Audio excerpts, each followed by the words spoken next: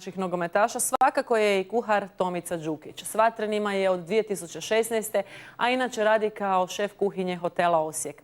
Otkrio nam je što je kuhao Vatrenima u Rusiji. U Osijeku može smuđ u svinjskoj masti, ali je na meniju u Rusiji bila isključivo sportska prehrana. Bijelo pileće meso, pureće, teletina, junetina. U vrijeme poslije utakmice se možemo malo pustiti, može biti neko teže jelo, ali onda poslije toga u dogovor sa doktorom Bahtjarevićem opet strogi režim. U 36 dana Tomica Đukić kuhao je u 7 hotela. Stoga i ne čudi da je i njemu, kao i nogometašima, već ponuđen transfer i to u Sočiju.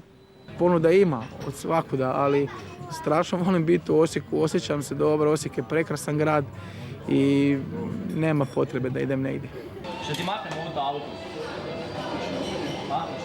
14 godina šef je kuhinje hotela Osijek. Svima je ondje čast raditi s glavnim kuharom Vatrenih.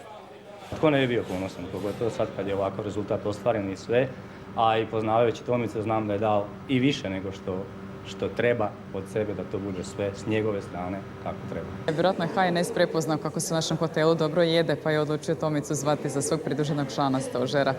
Iz Rusije se vratio s ljubavlju. Kulinarski James Bond naše reprezentacije već smišlja recepte za osvajanje zlata na Europskom nogometnom prvenstvu.